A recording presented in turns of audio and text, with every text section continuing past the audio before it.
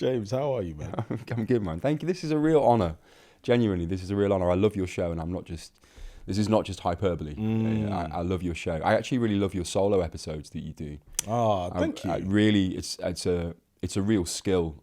Being a podcast host is a skill in itself, but I think holding an audience and the cadence and the flow and the emotion through a solo episode, I think it's really special, man. So thank you. Congratulations. I appreciate it. We run across each other in the halls of Jeremy Pine, right? Yes, as the two left-wing, thoughtful voices on the show. They're never going to have us on the show together. You know that, right? Ever. It'd be too logical, and people would be like, "All right, well that's solved. Let's go." Be too kind. They'd hate it. We wouldn't be at each other's throats. There is a real thing of the type of people, because I think Marina's another one. Marina Perkis, I think her name is. She's incredible. Oh my God. And every time, is it something, Gemma Forte? Mm-hmm. There's a couple where I'm like, I wish we could just hang out and just have a chat, right? But we get left in the green room with the other people. Let's call them the other people. Out of all the other people that you've been on, who do you just not vibe with at all? Oh, mate. Well, okay. She might hear this. She knows my opinion anyway. There's a woman called Carol Malone. That's the reaction that you get when you mention that name. That's the reaction that you get. And what's always quite disconcerting is you spend time with her in the green room, and she's lovely. She's so kind. She's like a softly spoken Geordie. Yeah. She's like, "Oh, James, nice to see you." All that. They turn the cameras on, and oh my God, I can feel my blood pressure, like my stress levels. I'm not a well man by the end of the show. Yes. Yeah. She's the only one that just puts the fear of God in me. But I think there's something to be said for someone who really stands on their opinion, whether we agree or disagree with what they say. Yeah. Someone who is well researched in what they think and what they believe. There's a lot to be said for that. Yes. So more power to her, I suppose. So I practice this idea of trying to find something redeemable about everybody, right? And I have to recite it in my head. There's somebody new that's just come on. I think she's a features editor of City AM, and I've done a show with her twice. Her name will elude me in this moment. I've done a show with her twice. Every time I do the show with her, she finds something more capitalistically disgusting to say, and it always stunts me.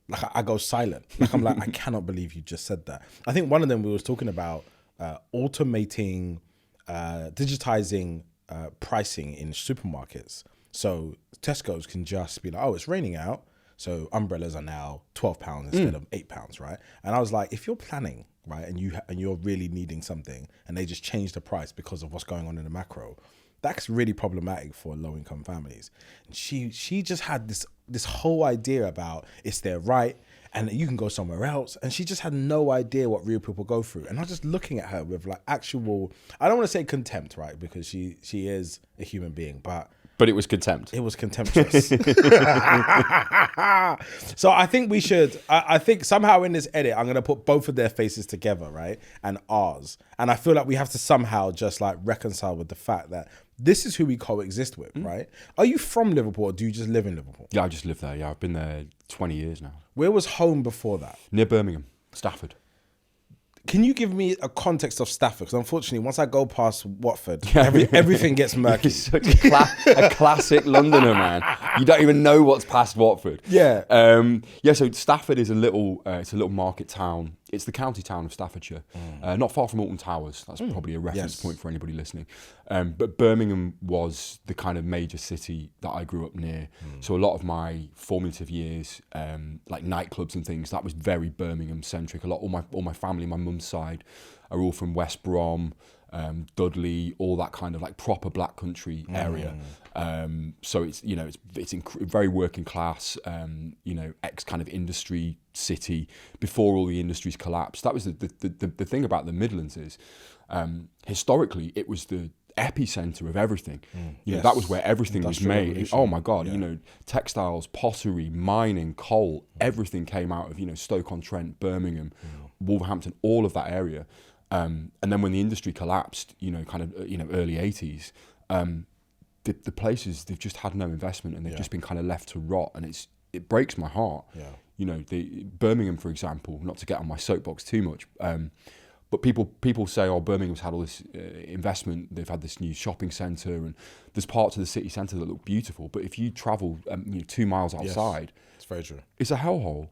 It breaks my heart. It really does. What do you think needs to happen to regenerate? There's like a problem with seasides. There's a problem in the northeast. There's still a little problem in the northwest still. There's like no one's really doing well apart from the southeast. But particularly in that region, what do you think would really help the people? Do you have a view on that? Yeah, I think it's a wider issue. I don't think it's necessarily area dependent or geographically dependent. I think as a country.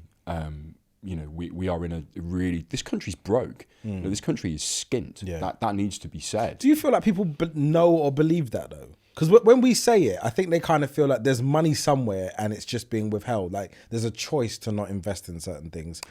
Yeah. Do people know it? Yeah, well, whether they know it or not, I mean, of course, there's always a political choice, and there's always, I think the gap between upper class and lower class has widened. And I don't think there is really as much of a middle class anymore, for example. And people talk about the cost of living crisis. For me, it's a distribution of wealth. It's not a cost of living crisis. It's all intentional. The rich get richer and the poor stay exactly where they are. And part of that is, economically, and as you say, small seaside towns, little towns, towns in the Midlands where I'm from, there's just nothing there and there's no investment. And then that affects people's mental health, it affects people's futures, it affects their ambitions, children leaving school, even children who were historically from kind of low, socioeconomic backgrounds, poverty, always had a kind of way out. There was always something. You could learn a trade. You could become, you could do something with a labourer. You could do something with your hands. Now that's been removed. What are we saying to our young people? Yeah. That's what terrifies me the most, really. Do you think there's a value in, because this comes up on Jeremy Vine all the time, this idea that we must militarize all of our young people, even if they're not necessarily being prepared for war, but it's like put them in some sort of structural RAF training, army training, something to give them those tools, that discipline in that really challenging age between sort of 16 and 22, 23. Do you think that would be of value for young boys? And there's arguably some young boys would benefit from that. I know I've had family members who've been in the forces and it's changed their life. They've had incredible careers on the back of serving in Afghanistan and the Falklands and in Ireland and places like that. Amazing, lots to be said for that. But it feels to me like we are falling behind as a country. In terms of technology wise, I think we're falling behind. Massively. And we have to start investing in young people. We have to start. That's where everything begins. Is teaching them the right things and making the learning and the education affordable.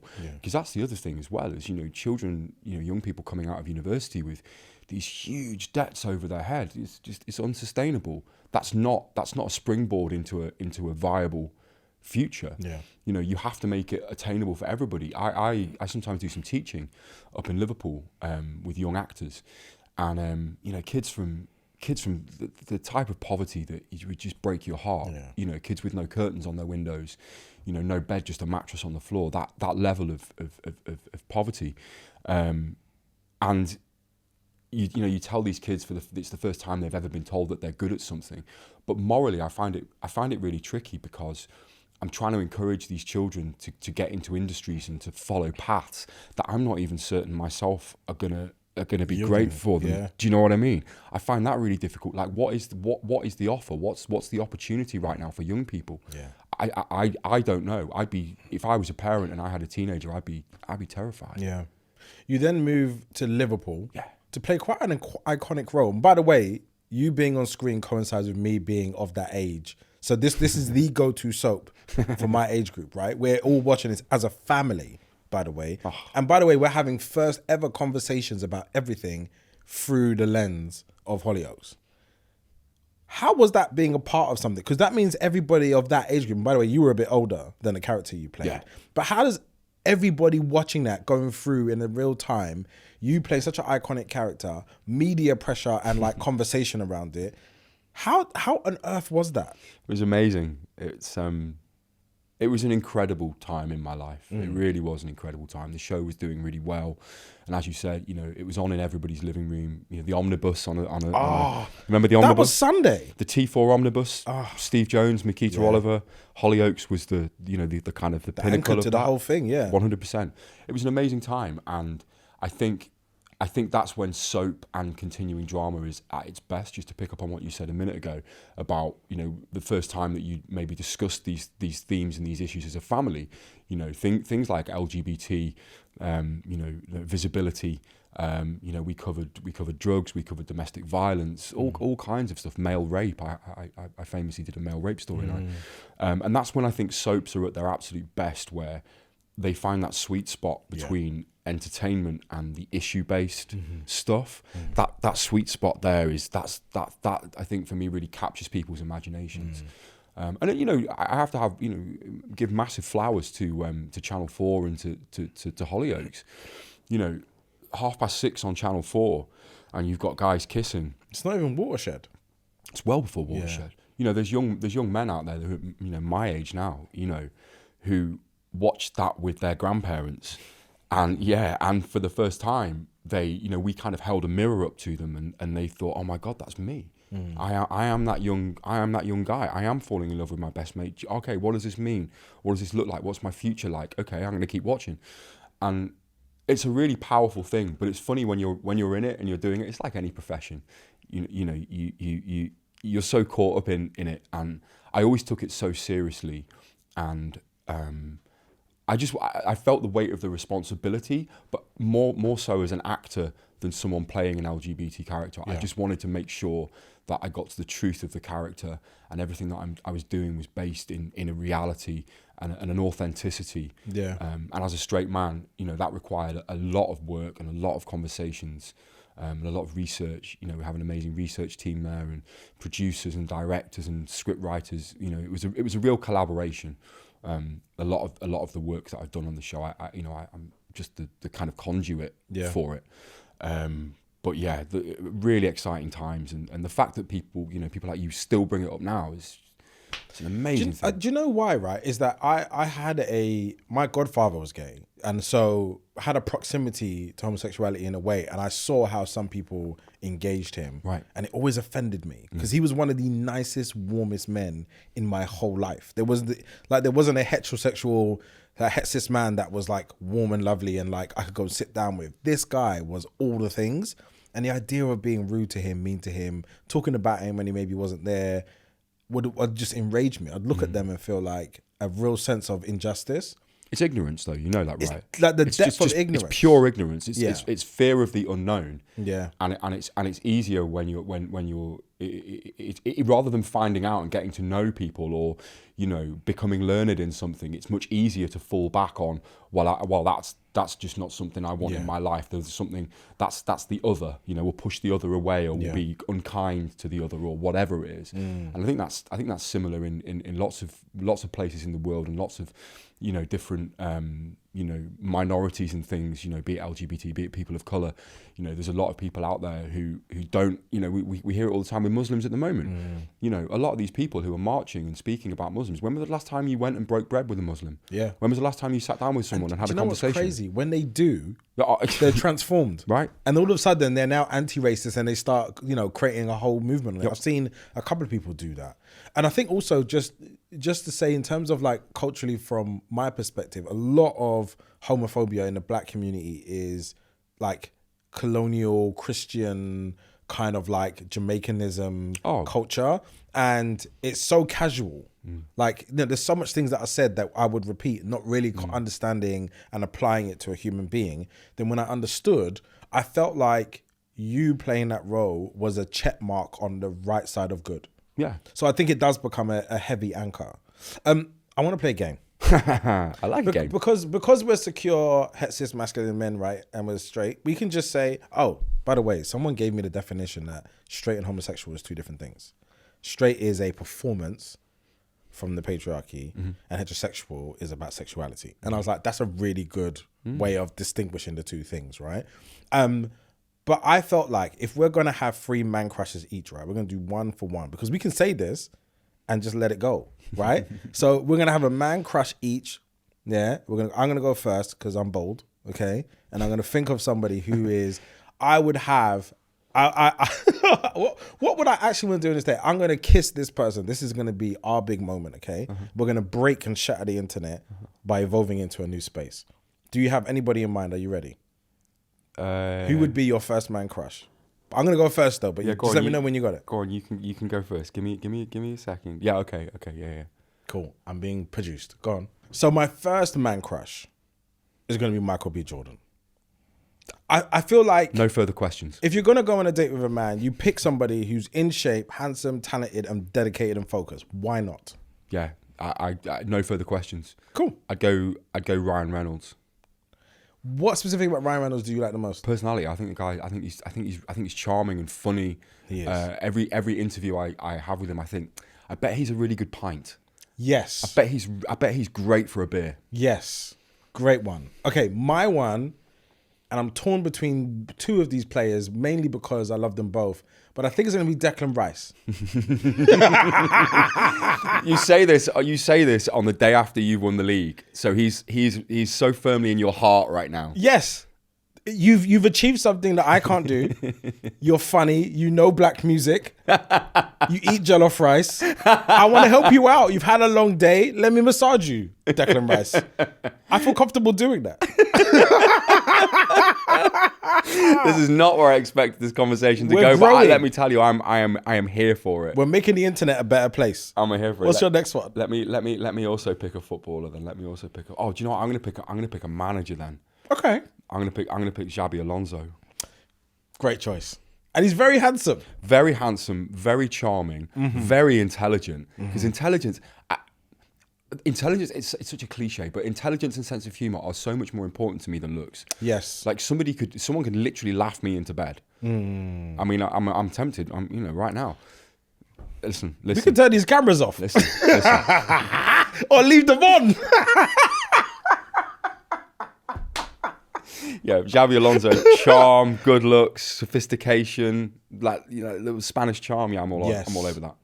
I'm trying to think who my third one would be. And I did meet someone the other day and I understood because he's very polished, very well together, right? So I'm just going to name it and I'm going to run into him again. We may have to talk about it. But I ran into Paul C. Brunson the other day. We do work on violence against women and girls, right? Amazing. And he has this thing where he stares at you when he's talking to you. He gives you the whole world of attention and he does it to everybody. So I didn't feel special, but I felt special in that moment. And I think he does that really well. And he's very warm and very smart. So I'm gonna make it him. I'm gonna make it weird when we see each other next. And I'm gonna have to, I ain't gonna explain myself. I'm gonna be like, deal with it.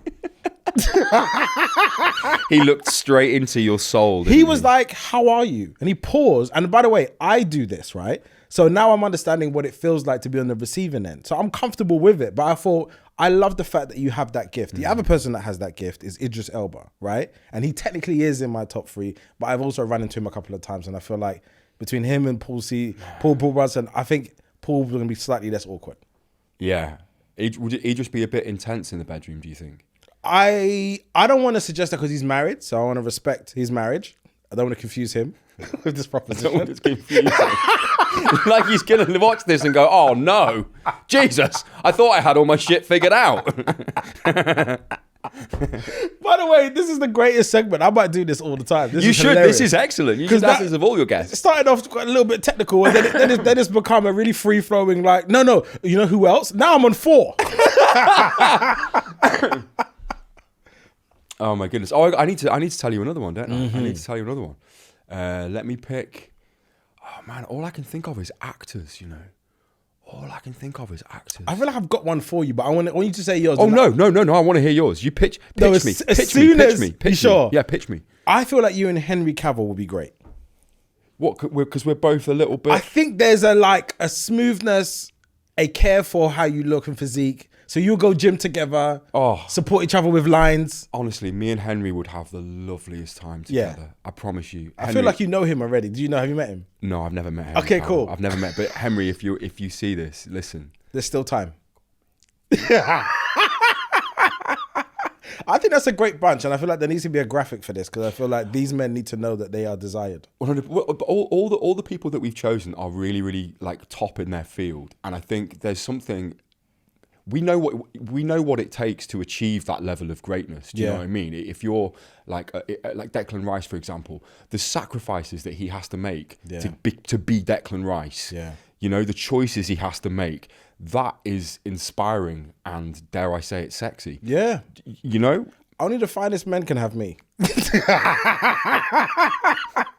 is the best podcast I've ever done. I do feel like, because I do feel like that again, even in like my relationship now, my partner's like really dope. I get to come home and get updates about her life and I'm like, wow.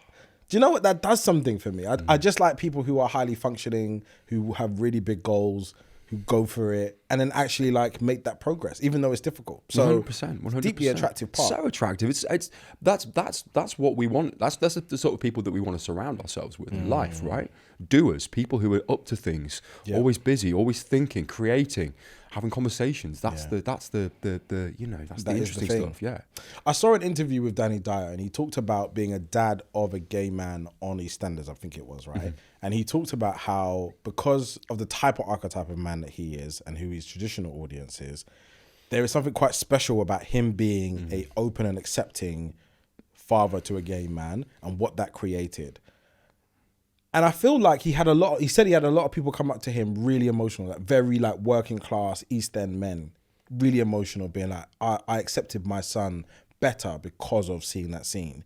Did you get any profound moments like that? People stopping to you and being like, look, my life transformed by seeing you. Oh my God, so many. So many. It still blows me away now. I still get messages and letters from men now who their journey, my character's journey reflected theirs. You know, people who I had a conversation with a guy not long ago, and he just said thank you, and I was like, what do you mean thank you? And he was like, well, you know, he said I grew up in a very Christian, quite homophobic household. And I used to watch Hollyoaks in secret in my bedroom. I'd sneak up and watch it. Wow. You know, this is the reality that a lot of people go through. And he's like, now I'm married and we've adopted 2 children. That's incredible. And it's like, I, in some small way, had an impact on this person's life. It's incredible. Yeah. And more power to shows, and you know, there's people like Russell T Davies that are out there now making incredible work. You know, It's a Sin, for example, and if you've seen it, amazing piece of drama.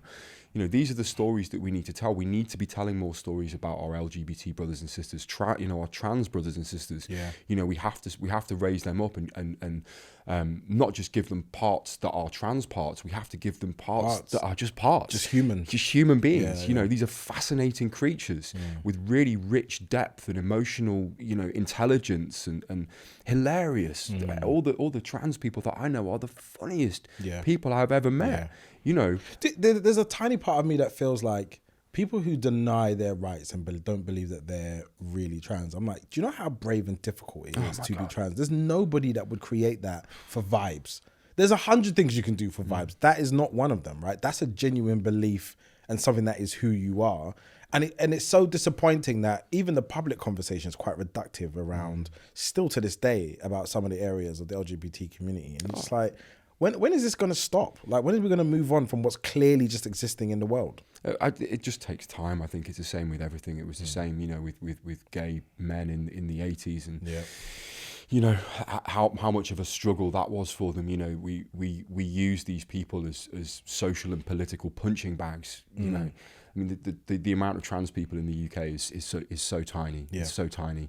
You know, I saw a podcast recently where guys were discussing, some guy had an MMA fighter on and they were discussing puberty blockers for children. And I'm like, why are you getting right, exactly. You're getting a male MMA fighter on to discuss puberty blockers for children. Do you know how many children are affected by that? It's like 300 300 children. Yeah.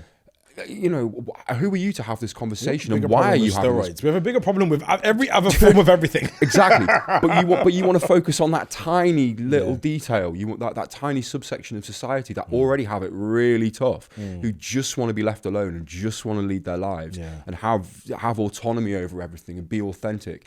Just leave people alone. Yeah. So after 20 years, you left Hollyoaks. You was on and off for a bit. There was a period, and then I left a couple of times. I didn't want to say it. You said no, it. it's okay. Just a couple of times. When you is this for you? You're done and you're moving on, or is it kind of like where are you with the actual show now? Yeah, I'm done. Yeah, I'm done. I'm just going to pour this drink of water before I speak. There we go. You might as well get me too, mate. Do you want some water as well? Come on, let me top you up. We've already shared love affairs, so we might as well pour each other water. By the way, this is staying in. I don't know. Cheers. Yes, there you go. Cheers to Arsenal. Polite gentleman. 22 years. Don't say numbers. Listen, it's a very special day. It really is. It's our anniversary birthday special day. That's incredible, man. Yeah, that's. I'm done. Did they kill you off? Just to be clear. No. Okay, cool. No, so you could come back, but you're not going to. No, I'm done. Okay, I'm very much done. I think I'd exhausted everything that there was left to do with that character. Yeah. And the show changed a lot in the past couple of years. Really sad. All kind of financial, really. A lot of cutbacks. A lot of people lost their jobs. Yes. It went from 5 episodes to 3 episodes, which is, with such a big cast, is really problematic because the way that the contract is set up on Hollyoaks, you get paid per episode. So if you've got 2 less episodes a week and a huge cast for you to be in. So the direction of travel I didn't feel was a positive one for me. And it's no shade on the guys there. They do an incredible job. They work really hard. Yeah. It's a tricky beast to get a show like that on the air 3 nights a week. Is no mean feat. So massive respect. But I think I wanted autonomy over everything that I was doing. For the longest time, when you're working on a show like that, you outsource everything. Yeah. Someone else writes the lines, someone else comes up with a story, the character, everything is, someone else tells you what to wear and what, stand there and look that way. It's very kind of formulaic. And I think to a degree, you outsource your value as well, because if you're not in a big storyline, you're thinking, well, who am I? What am I doing? You can't really go anywhere else because you're still tied into this. Yeah, exactly. So your value, your identity, everything is kind of tied up in this job, in this career. And I felt like at 43, it was about time I did something else. Yeah. So I started writing. I've always been a writer. I've always written scripts and plays and things and kind of messed around with things. I shot a sitcom pilot a few years ago, which was really good fun. But I wanted to get more stuff out, so I started writing and publishing letters every week on things that interested me. So that was structure, identity, direction. They're the kind of main 3 kind of pillars that I write about, and self-trust is the other big one. And I just started writing and publishing, and it kind of really took off. And then I started making social media content around that, little videos and things to kind of draw a bit more attention and kind of get people to go over to my website. And since then, I am now doing keynote speaking. Dope. So I've repurposed some of the kind of core ideas from Protocol, which is my website, into keynote. So I'm doing my first keynote speech in full next month at a big wellness festival in Cheshire. Yes. And I'm building a course at the moment for men, which I'm going to launch later this year. So I'll have a course, and I'm writing a book as well, called How to Become Reliable Again. So we'll have the book, the course, the weekly letters, the keynote speaking. I'm trying to create this whole kind of ecosystem around myself about the things that I've learned and the things that I've been through, and the things that are important to me, because I was a fucking car crash for a long time. What people might not know is the sort of behind the scenes of being a very public face on a TV show is a catalogue of poor decision making, drugs and alcohol and divorce and real carnage to a degree.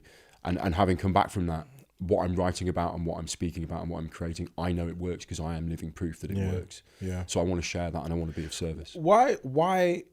What made you pick yourself up off the floor? And I think there's always a particular part of someone's makeup that gets them to fight when they reach there rather than collapse into it. Do you know what was in you that made you be like, that's enough? Or what prompted that shift that it just, this, the way you were living was not working? People talk about rock bottom, don't they? And I don't know. I think some people do reach that probably do reach that moment where they think I can't get any lower. Everything is completely trashed. I've burnt my whole life to the ground. Mine was a much more gradual kind of depressing process, where I just felt like I was living the same day over and over again, emotionally, physically. I was just not in a good spot. Got divorced, came out of COVID, got divorced, trapped in this kind of cycle of abuse. I was abusing myself. And it's funny when you're in that situation, you think that you're in control, and you think that you're having a good time, and you think that this is the life that I wanted, and this is the life that's fulfilling for me.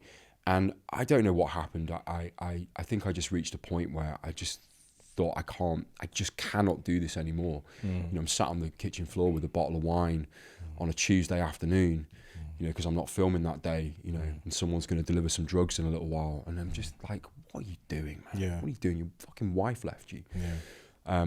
So I think it was a gradual progress point to get to. It was a gradual progress to get to that point, but it was also a gradual rebuild out of it the other side. But it's been amazing. It's been transformational for me. It really has. That's powerful. I want to play another game. I love your games. Thank you. This game's different though. We're gonna do a UK version of Friends. Okay. Ooh. We've casted you as the Joey. How you doing? Yeah, see? That's a really good accent, actually.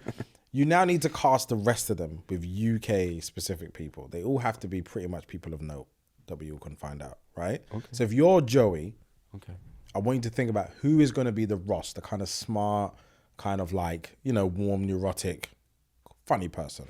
Warm, neurotic, funny. Zach Polanski. That's a really good one, actually. Zach Polanski. You're good at this game. Yeah, okay. Zach Polanski's hyper smart. He's like a super intelligent guy, but he's also, probably by his own admission, he's a bit of a nerd. Yeah. And I'm into that. I can see him going on a monologue where you're just kind of sitting there being like, I'm glad that you know this stuff, but I want to laugh about something. Say something funny. Exactly. I do love Zach. I've done a couple of things with him, and I think I really do enjoy him. Who would be your Chandler? My comic relief. The comic relief. It's gonna have to be a comedian, isn't it? I'm gonna have to pick a British comic. Is it too obvious to say Jimmy? No, it's Alan Carr. Yeah, Alan Carr. Oh, this is getting good. Alan Carr would be funny, mate. Honestly, do you know Alan? I haven't met him, no, mate. He's the funniest man. Yeah, I can see it being absurd the whole time. He's got funny bones. Like he's got funny. But I stayed at his house last night. He's got funny. He's a funny man. I love that. So he's like, hello, yeah, come and sit down, mate. I'll make a nice cup of tea. He's just brilliant. I do love that. Okay, Rachel. So beautiful, feminine. Ooh, beautiful feminine. Musician, probably. Yeah, who's a beautiful, strong musician, a British musician right now? It's a very good question. Do you know what? There's a DJ that I'm really into at the moment called Lauren Losung. If you haven't heard of Lauren Losung, she's amazing, incredible female DJ. Going around the world right now. She makes just the best beats and the best music. She's also LGBT as well, so she flies that flag. Incredibly passionate woman. She'd be my Rachel. Okay, cool. And then we need a moniker, which is beautiful, neurotic, feminine. Beautiful, neurotic, and feminine. I don't know anyway. She's also a chef, and she's also That's all of her titles. I can't think of anyone. Pitch me someone. Who could be a good moniker? Like, I think it's basically a Rachel part 2. I want to say like Olivia Dean or something. Oh, it's a fabulous choice. Yeah. I don't know anything about Olivia Dean. I thought it was the word neurotic that put me off, because it was like, I don't want to say her, and then everyone would be like Olivia Dean, you're neurotic. Yeah, you're neurotic. I feel like Olivia Dean is, I don't know if she's neurotic at all, but I do feel like she's that kind of archetype. Yeah, okay. Like a really good person, loves a bit of order. Yeah. You know? I think she doesn't take herself seriously, but she takes herself very professionally. Yes. I can see her in it. And I kind of just want her involved. Yeah, I'm okay with that. Last one is Phoebe. Who's going to be our Phoebe? So who's completely insane? Completely insane. Completely insane. And lovable. Also beautiful, though. Oh, it's Paloma Faith. Yes. It's Paloma Faith. Yes. Kooky, weird, hilarious, intelligent, passionate, political, talented. My God. Yeah. If you've not seen Paloma Faith live, wow, that's a hell of a woman. That's a great cast. That's a great cast. We should work in TV.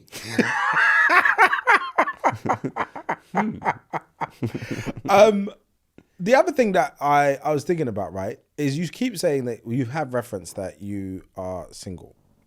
I am. What happens in your DMs? Because I just want to know, like, you have topless pictures. I don't have any, so nobody knows the amazing aesthetic that's underneath it. I've had to keep it to myself. But we all imagine it, though. You know that, right? that's fine if you imagine it, but you remove all doubt. There are pictures of me in a thong on my Instagram at the moment. I feel like your DMs have activity in it. They do. Have you ever dated someone from Instagram? I don't think I have. Is there a reason why? Is it like a little bit weird? Like you could be. Yeah, I think it would be a trust. I think it would be a trust thing. I'm very new to. I've been single for over a year now, and it's been an amazing. Like my output over the last year has been insane. Like it's been insane. With women or work? No, with work. Okay, cool. My output. Makes more sense. I didn't mean. That makes more sense. I have been goosing left, right, and that's a bold centre. thing to say. Yeah. Let me tell you. No. My output work-wise has been just insane. I've written more than I've written in my entire life in the last 12 months. It's been incredible. But I'm just coming around to the idea of meeting someone and getting to know them, and it's terrifying. I'm really out of practice. The thought of dating, like the thought of dating apps, for example, I don't know what to do. Are you on any? No. Would you? Because Raya's for like the lit people, the people. So I went on Raya a few years ago, and it was showing me people in LA. Yes. And I was like, wow, this is slight downfall of the app. This is pointless. She's beautiful, but she's 10,000 miles away. Yes, but also Charlize Theron is on there, so you never know. Oh, be still my beating heart. No, I think I do have a bit of a problem with dating apps. I don't think they're not incentivized to help people find love. That's very true. They're incentivized to make people stay on the app so they make more money. Yes. So there's an issue there straight away. And I don't, from speaking to people, it doesn't sound like anyone's having a good time on dating apps either. No. As far as I'm aware, women on dating apps often get hundreds and hundreds of likes from men who are just swiping. Yeah. So women have to, sift through these just awful men. Whereas men have the opposite experience and have no women liking their profile. So it doesn't sound like anyone's having a good time. Yeah. And I'm not really sure I want to put myself through that. No. But equally, where do you meet? Where do I meet? I can't go up to someone in a bar. Know. Who was the last person that you went on a date with? Where did you meet them? My ex-girlfriend. Where did you meet her? We got introduced to a friend. Yeah. Friend referrals are the thing, by the way. That's the one, isn't it? I do Matchmaking Marv, right? And Matchmaking Marv. Tell me more about him. So basically on Instagram, I'll be like, I got a light weekend for about 24 hours. I'm going to match people. And it'll be people that I kind of know a little bit. And I'll get a guy and I'll call them and be like, what's going on? And I'll get a bit of an understanding. And I'll speak to some women. I'll be like, I'll get an understanding. And I'll put them on a coffee date. Oh. The guy has to pay. He has to be there 10 minutes early. And I don't want to know what goes on afterwards unless you don't feel safe. Then you can call me and I'm on hand. Can I be on the list? I will 100% introduce you to somebody. I think I will put you with somebody who will make you really consider all the people that you've ever dated. I think I would change your life to people I introduce you to. Those are bold words. I'm so certain. By the way, we'll do a catch up about this. We'll do a catch up about how great this date was, because I know some amazing women and they're just looking for men who are just a bit grown, a bit like human, rounded. Bit of depth. Do you ever find the things you talk about and the things you care about impact the types of women you want to date? Like you've gone to date somebody and they just don't see you as like, I think as a candidate because of how thoughtful and mindful you are. I think it's more. Firstly, thank you. Backhanded compliment. Yeah, I'm into that. You missed handsome off. Weird. I don't want to say it. It's more people that have kind of grown up watching me on television. That's when I find it a little bit icky and a little bit weird. But I guess that kind of goes, with the territory. Given that Hollyoaks was kind of part of the zeitgeist.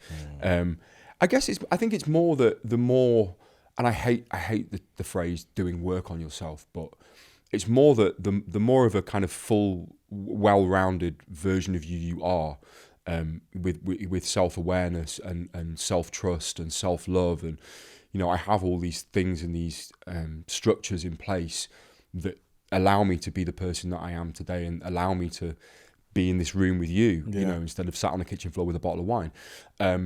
Part of that, unfortunately, means that I can only let people in who are at a similar kind of level, in terms of especially self-awareness and self-love.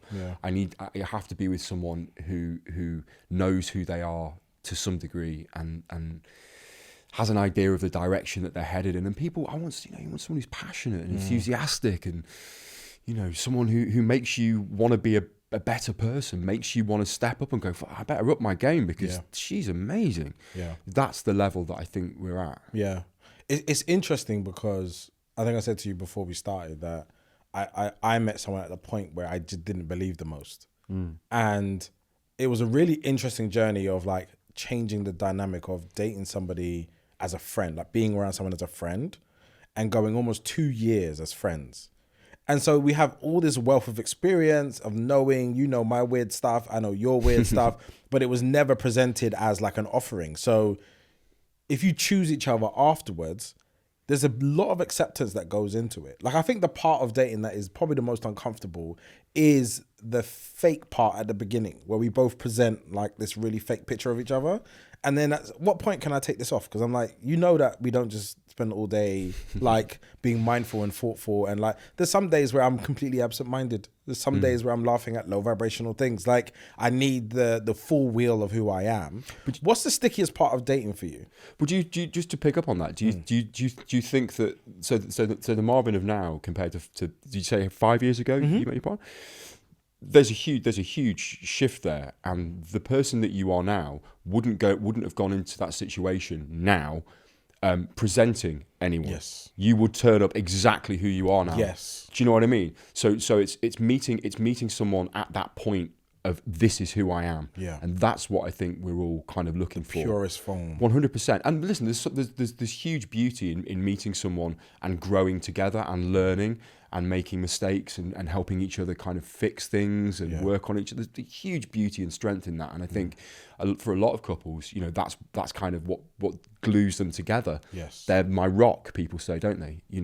But for me, I think I'm looking for someone a little bit further down the line, I think. What was the question, sorry? Well, just like in terms of dating, where are some of the areas where for you it's just not been workable? And also, I think it would be good to know what type of person you would like to walk into your life. What beyond? Let's do superficial first, and then let's do the deeper, meaningful stuff afterwards. What am I looking for? This has turned into an excellent podcast. It's just an advert for me. It's really, an advert. You can thank me later. I just want to be invited to the wedding, wherever the ceremony is. Invite me. I'm coming. My speech is going to be outrageous. I like redheads.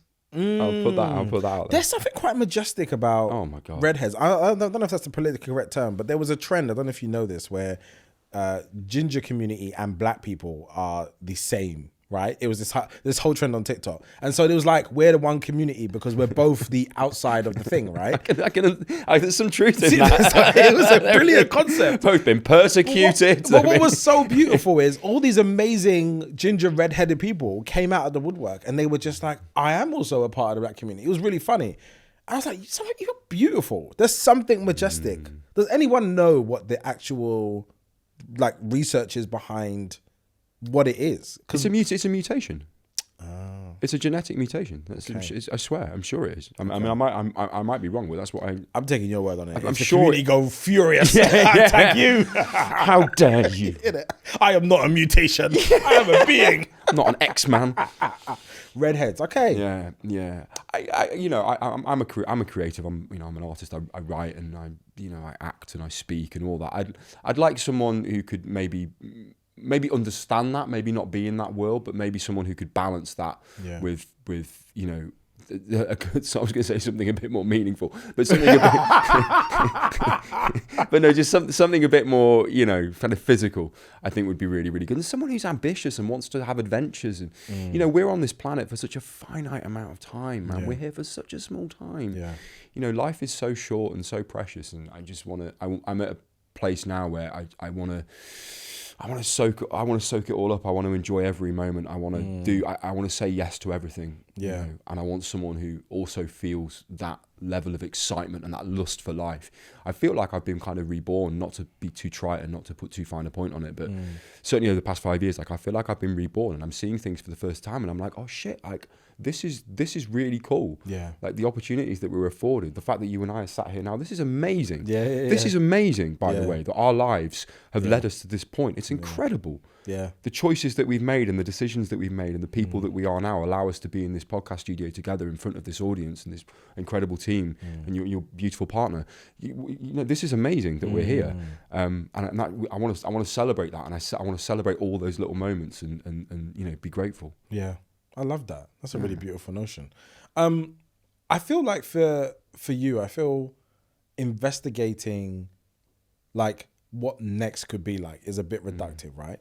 Because I think you're just open to great opportunities, chance to perform. But like, do you envision what your next 10 years look like? I have a slight concern about men at 50. I think men really struggle about how they feel about their lives when about the round up 50 mark. It's like either you have or haven't had kids, but your kids are estranged, they don't really know you. The mother of your kids doesn't talk to you, or your friendship groups hasn't really developed. Like your career might not be where you want to be. And then there's like a spectacular collapse in masculinity in my 50s. I think my number one goal for the next 10 years is to navigate that transition really well, right? Be close to my kids, be lovable, like be able to be somebody that someone can look at and see love in. I want to be able to have a consistent way of existing. Like I don't want to feel like I've got to sell my soul now or do something where I can't afford to exist. And those things are not what I thought I would care about at this time. What does the future self want? What does it need?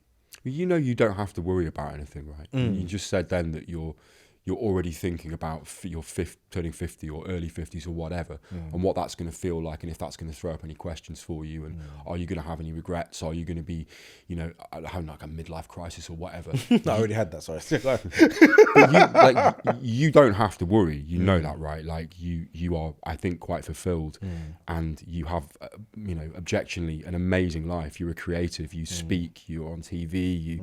You have a wide network of people that you're involved with. You're a busy man. You've got a partner. You've got kids. You've got. I think you're going to be okay. I think it's those other men that you talk about. I think they're the ones, the people that reach 50 and go, what have I done? Yeah. How did I end up here? And that starts a lot younger than 50. You know, there's a huge subsection of men right now who are living the same day over and over and over again. And I think there are two categories within that. There are men who are doing objectively really, really well and have a decent income and have a wife and have a house on, you know, a nice new build house and all of that. But they are so unfulfilled and they feel trapped and they feel a bit lost and they don't really have a sense of identity. Yeah. They've been told that if you get the job and you get the promotion and you get the wife and you get the kids and you get the car and you have the 2 holidays a year, that will be enough to fulfill you and sustain you. That will make you happy. And it hasn't worked. Yeah. And then the other side of that, you've got the men from, you know, the poorer parts of society who are just constantly trying to make ends meet. You get to the end of the month and they've got no disposable income left. Do you know what I mean? They're providing for their children. They're here, there, and everywhere. They're waking up every morning with anxiety and panic and stress. They're waking up. They're going to bed in the same state. They're the people who reach 50 and go, I can't do this anymore. I don't know what to do. They're the men that we need to be having those conversations with and trying to help them, because historically, you know, and this comes from our grandfathers. You know, our grandfathers, you know, post Second World War, really tough times. You know, you didn't have time to focus on your identity and your direction. Yeah, it wasn't about you. I think that's why it offends them so much. 100%. They had zero capacity to sit there and be like, I don't like something. They couldn't say that. They just had to keep doing no matter what the environment was. 100%. And that's filtered down from our grandparents to our parents. So our fathers were brought up by those men. No shame on them, and that's what they did. So our fathers grew up in this strange world where there was more opportunity and there was more money, and some of them did quite well, but they still had these values passed down from our grandfathers. So we've now got this generation, my generation, who are, I'm 43, so 40s, 50, whatever, who feel really lost because the old way doesn't suit them. This current existence doesn't suit them. They're not getting ahead. Yeah. Nobody's winning. No one's got more money at the end of the month. No one's, the price of food and the price of petrol's not coming down. So what am I supposed to do? I don't have enough time in the day to work on myself and fix the things that I know I need to fix within myself, so that maybe I can do something different with my life. Maybe I can start a side hustle, launch a new business, build a brand, go into, do whatever. I can't do that because I'm trapped. Yeah. They're the men that we have to speak to. Yeah, that's powerful. Okay, the final game before we wrap. Okay. Me and you, we've been invited to a keynote, right? We're going to do it together because we're special. We're important men. We could do that. we could do that. We'll put it out there to the agents. Someone will get it. Someone will pick it up. It's going to be expensive. Someone will pick it up, right? And we have to synthesize and give 3 practical tips each. We're going to go 1 each, okay? That speaks to the heart of men. Like, what should you do to pick yourself up? I'm going to go first because I posed the question. I think, let me speak to the room. Let me really bring it home. Ooh. To all the men in the room, I want you to be better. I want you to reconnect to your true self. And the first of the 3 things that I think will have the biggest impact in your life is going to the gym. Like, engage in a daily movement will help you the most. And seen. See, how did you feel? Do you learn? Do you agree with that though? 100%. Okay, great. That felt good. 100%. I was sat, the first thing that popped into my head was the gym. Or some type of fitness. Yes. Whatever it is. Do you know what? I actually say the gym, I would say, is lower. So overall, yes, it is the gym. But I mean, in terms of fitness and movement, I would say get really accustomed to walking in nature. I think if you're like not a gym person, I think if you just go for a walk in nature, the movement and the seeing space does so much for you. And then at some point, you're going to feel like, I kind of want to go gym. Like my relationship with going to the gym started with wanting to go for longer walks and thinking, I feel like I need to like power up a little bit. That got me into like regularly going. And then now I actually can sustain going. Before I was like this, I hate going. You consistent? No, I'm probably like three times a week. I'm a kettlebell guy. That's okay. I love a kettlebell. Yeah. That's okay. Yeah. 3 times a week is kind of that's the minimum. That's what you need. 3 is optimum really. Any more than 3 is like, okay, cool. You could be doing damage. Too much? No, not too much damage. No. Okay. I go 5, maybe 6 days a week, and I'm okay. I've seen your Instagram. Me and you are going to work out one day because I just want to see. I feel like I'm not the hardest working man in the gym. Yeah? No. What's your method? No. Consistency. Okay. I don't want to get lost on the thing about. No, sorry. What's your thing? To all men. To all men. Talk more. Find someone you can talk to. Doesn't matter who it is. Find somebody that you can talk to and have that conversation. And we all have. All men, I think, for the most part, have somebody that they talk to, but it's the content of that talk that is most important. And I don't mean go and talk about football in the pub, yes. Or we have these transient conversations with our fellow man that don't really mean anything. Have a proper conversation. Tell someone what's going on in your life, because the wonderful thing about sharing with another man how you're feeling, and be that sadness or exhaustion or stress or anxiety, whatever it is, not only are you offloading your problem, but you're also giving them permission to do the same. Yeah. So there's this wonderful symbiotic connection there, which is beautiful. Yeah. So that would be my first one. That's powerful. I think my second one's going to be build real relationships with men and women and people older than you. I was talking to somebody the other day and they were like, I've started helping this older guy who's starting to get dementia and he's by himself. So she's been going to the house and like ordering his things and like managing his house a little bit. And she said that it gives me such a sense of purpose, right? And I feel so good about it, but I'm really scared to talk about it because I don't want to act like I'm doing it for that. She's a content creator. I don't want to say I'm doing it for that, but this guy's got stories.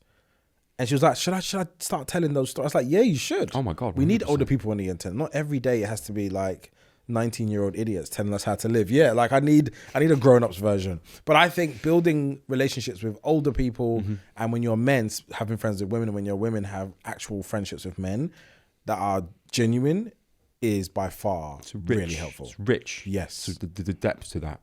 It's good. I'm going to pick up on something you said there. You said she goes to see old people. Yes, an older person. Yes. An older person, and it's being of service. Yes. Being of service is the biggest one. If you're struggling for direction and you don't know what to do with your life, or you feel some sort of void, or you feel unfulfilled, the quickest and best and simplest way of fixing that is being of service. Be useful to somebody. It can be anything. Yeah. Be useful. Volunteer. Do something. Help someone. Ring someone up. Can I help? Can I? Whatever it is. Yeah. Be of service. If you want to make connections with somebody, if you want to make a proper connection, people go to like networking events and things. It's fine, but they're going into those networking events thinking, what can this person do for me? I would say, what can you do for that person? If you walk into a room full of interesting people and think, right, who can I help? I promise you'll make deeper, richer, more lasting connections by being of service and being useful. Love that. Okay, my last one. It's pressure now. My own ideas are pressure. I would probably say to be at peace with your parents. Oh, I think a lot of people who go through the most extreme version of challenge is rooted in their parenting relationship. And they might not be here. They may not be even accessible. They might not be someone you can actually go sit down with. But I think be at peace with who they are. And I think one time my therapist said to me is like, accepting that your parents did the best that they could was really interesting language, because the instinct was to be like, yeah, but they didn't do. But actually, if you look at this, listen to the statement of the best that they could, there was no more to give. The best that they could do. It's the they that's important. It's so peaceful. It's like, that's all they could do. Yeah. Right? And I think once you accept that, you stop looking for answers outside of yourself and you kind of just lean into yourself a little bit. So that's going to be my third. My third would be stop making promises to yourself that you're not going to keep. Have you done? Is that something that you 100%. Have done? What kind of promise would you make trust myself implicitly now? Implicitly, we are unreliable to ourselves all the time. We break tiny promises to ourselves, and we think that they don't matter. We think that no one's going to notice. It's just a tiny promise. We say that we're going to have the salad and we have the chips. We say that we're going to go for the walk in the countryside and we don't do it. We say we're going to go to the gym and we don't do it. And we think they don't matter, and they compound. And eventually, we are completely unreliable to ourselves. And when it comes to the big decisions, we don't have confidence in ourselves that we can follow through on them. So I've built up an enormous amount of self-trust through keeping tiny promises to myself. So I do the things that I say I'm going to do. If I say I'm going to write for an hour, I write for an hour. If I say I'm going to build a new web page, I build it. If I say I'm going to rehearse the keynote speech in the park for 2 hours, I do that. If I say I'm going to get up at 5 o'clock, I do it. I do it because I am responsible for myself, and I am someone that I can trust. And the difference that's made in me is huge. And I want that for everyone. I want that for all the men listening to this, to become someone that you can trust, because it is transformational to have a library of evidence that says I am someone I can trust, because look at all this shit that I do every single day. I love that. Amazing. Thank you so much, mate. Thank you. This has been one of the best shows I've ever done. Aww. Genuinely. No other podcast has games. No one has games. We've shared things. We know who each other's man crushes are. Good Lord. This is like third date information that we don't know each other. I feel like I know you so intimately now. You put me out there. Any women watching this know that I'm into redheads. I think you're going to get some DMs.